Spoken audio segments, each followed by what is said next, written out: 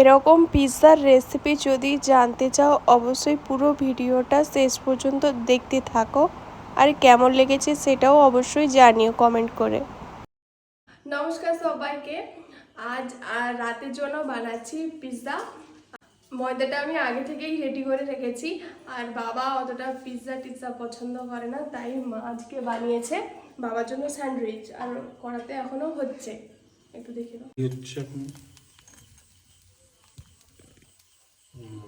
আর এবারে আমি বানাবো পিৎজা।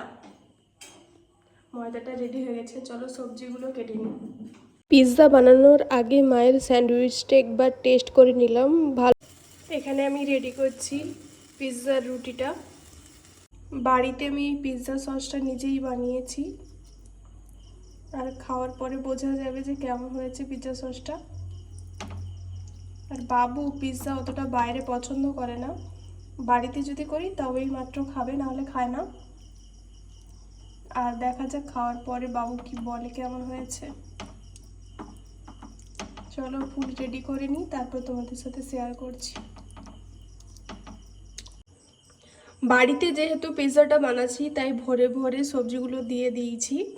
এবারে চলো চিজটা দিয়ে দিই।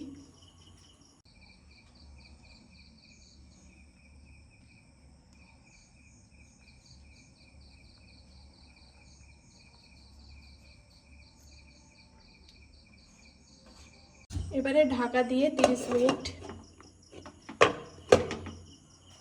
আমার পিৎজাটা রেডি হয়ে গেছে।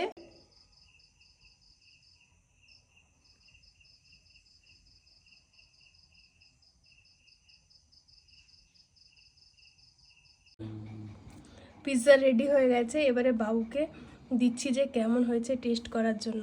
বাবু অনেস্ট রিভিউ দেবে।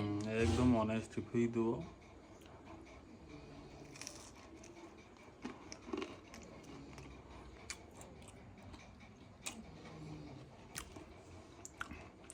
পিওর ঘরোয়া, যেটা বলা হয় ঘরোয়া পিৎজা।